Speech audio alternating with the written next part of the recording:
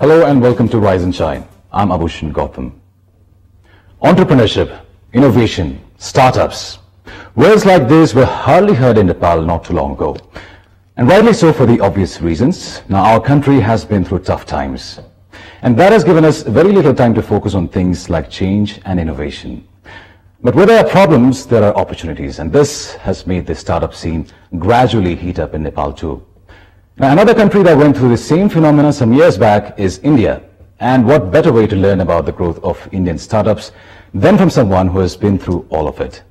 So today we have invited to our studio one such guest who saw a simple problem in the online content industry of India and gave his everything to solve it. His name is Vinay Singhal. Vinay is the co-founder and CEO of Wittyfeed, one of the leading tech startups in India. In fact, Wittyfeed is the world's second largest online viral content platform after BuzzFeed and India's largest viral content platform. So without any further ado, I would now like to welcome Vinay to our show. Welcome to Rise and Shine, Vinay. Thank you. Thanks a lot for inviting us here. Sure. So let us kick off this conversation by first of all talking about what brings you here in the first place. So what's the purpose behind your visit?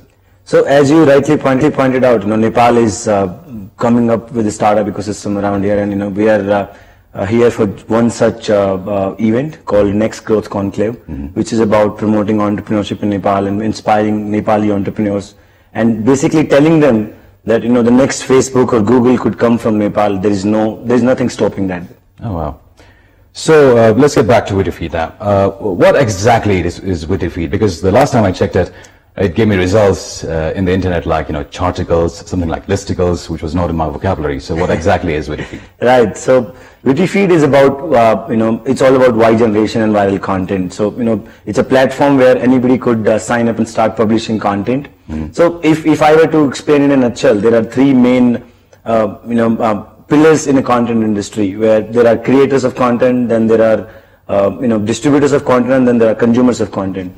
Wittyfeed basically aims to provide one complete content exchange, where there is one tech offering for each one of them. Okay. So we have a platform for content publishing, we have a platform for content distribution, and we have a platform for consumption of the content as well. So all of them are in our one single common ecosystem. So you have your own writers as well, and then you also have users producing their own stories. Yes. So our in-house team does write the content, but then it's a platform where more than 200, 300 bloggers all across the world, they use the platform to publish their content. And what's the traffic like at the website right now? So we are doing 120 million uniques a month. Oh wow. That puts us, as you rightly said, at world's second largest and India's largest viral content platform. Wow, that's great. So what's the story behind Wittyfeed? How did it all start up? So we whenever somebody asks that, we tell that we are not overnight entrepreneurs. It did not happen like that. We one fine day we wake up and say, okay, this is the idea, let's work on that. It was not like that. It's a long journey. Wittyfeed has been there for only 2 years. Last 2 years, we just completed our 2 years on 22nd of September. Just 2 years. Yeah, just 2 years. But I've been an entrepreneur for 6 years, and that's what we've been doing. So we are 3 co-founders. All of us have been struggling with a lot of different ideas, a lot of different failures. A lot went through the whole system. We were introduced to social media for the first time in 2012, and since then tried a lot of different things. And it's basically a result of a lot of pivoting and just not giving up on the industry. Basically, that's what has led to Wittyfeed, what it has become today. So what did it take from, as you said, being a social media page to now what is one of the biggest online platforms? What did it take? It took a lot. It took 8 bankruptcies for that matter, if not more. 8 bankruptcies. Yeah. So by bankruptcies, I didn't file any of them, but I was at a point where there was negative balance in my bank account. I have seen days where there were just 20 rupees in my pocket, and I didn't know to eat with it or to help whatever you do with it. Then there has been debts, there has been product failures, there have been multiple changes that we had to make to our product. We had to change different names. So there were so many basically failures and struggle that went into it. But again, never giving up is what led us here. And we believed in what we were doing. We knew that it is going to work out if we continue doing what we are doing. And I think that is what led us to where we are today. I assume like you started off with something like, as you said, some social media page, right? Yeah. And then there's this huge challenge of like, you have a particular story, but then you're providing it to the Indian consumers, let's say, for the Indian market. Yeah. But there's this challenge of going global. Yeah. So how did you guys, did you guys have to strategize on like providing content to the global platform? Like, was there a different strategy involved? I think Wittyfeed was a global platform from day one itself. Oh, wow. Okay. Right? So the way we distribute our content is through an influencers network, which is world's largest influencer network today, where anybody who has digital audience, for that matter, for example, you might have a Facebook page with a lot of fans out there, right? And you would want to post about music content around Nepal, etc., etc. So you could find that on Wittyfeed and share it from Wittyfeed, and we have a way for you to engage with your audience and monetize your audience as well. So that is what led to that network setting up, and then those influencers came on board, and our influencers were global from day one. We were we had influencers who were US centric, then UK centric, then Europe, then India, all of it. So even today, 30% of our audience is US, 30% India, and 30% Europe. It's evenly poised between 3 different continents. So what's the strength of Wittyfeed? Like, why do people like it so much?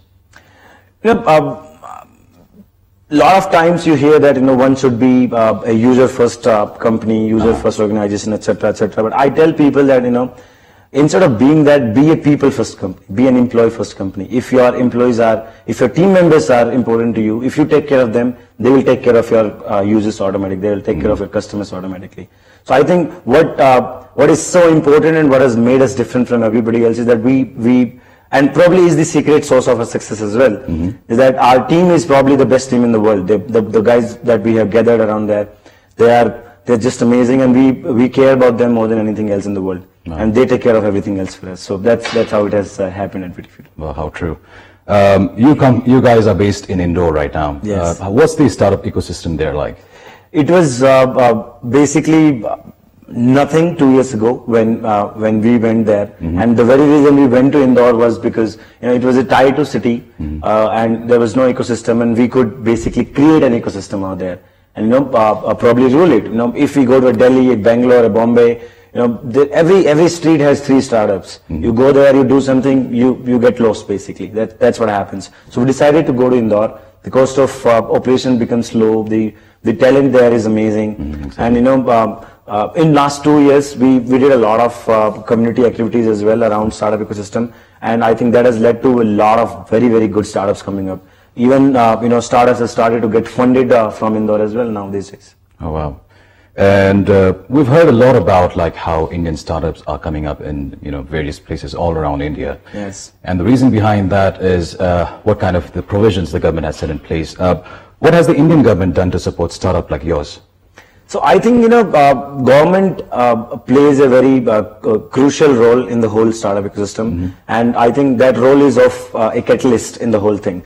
The moment the revolution of startup has to be fueled by the founders, the entrepreneurs here, being inspired from stories from all across the world. But then government plays a catalyst and just enhances that fire and makes it a little bigger. That's what exactly the Indian government does. They have made the process of registering a company very slow. It's a simple app now. You can register a company just like that. Even up to 5 crores of INR revenue. You don't have to pay taxes for the first 3 years in India now.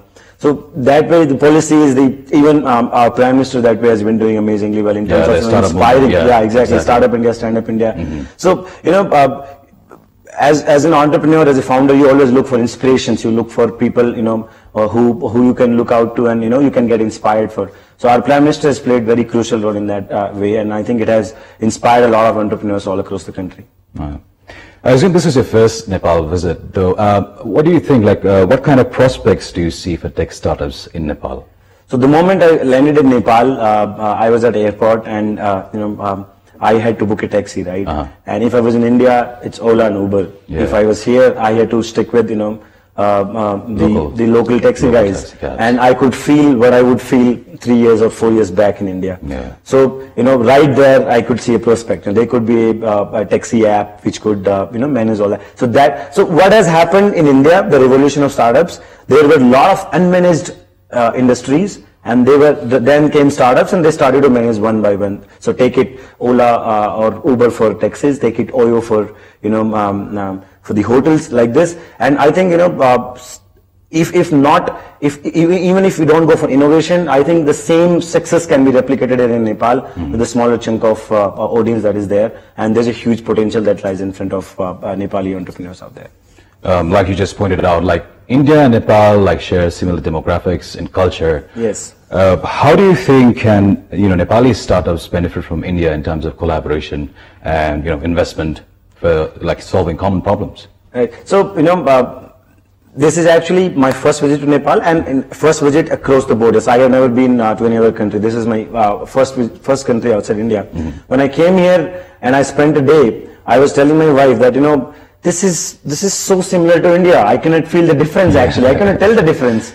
And so that way I think there is so much that can be done. Even I think mentorship is one, investments is another.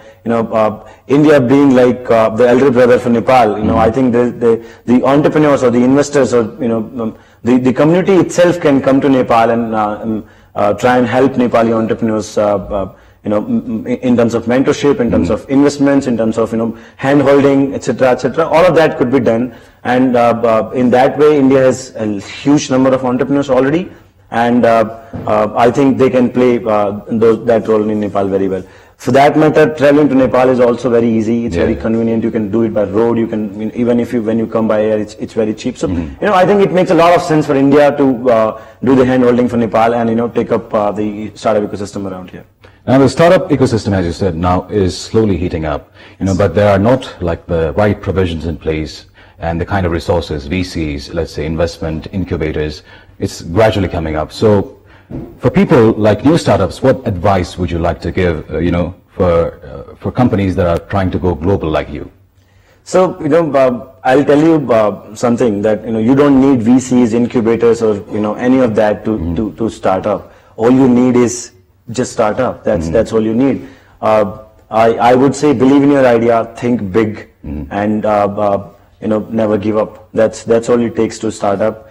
Just come up with ideas, look at the problems which are all around you, and try and find out a solution about it. That's all it takes. You don't need money to really solve a problem. You don't need VCs or incubators to solve a problem. Internet is free, and it has no boundaries. There are no borders.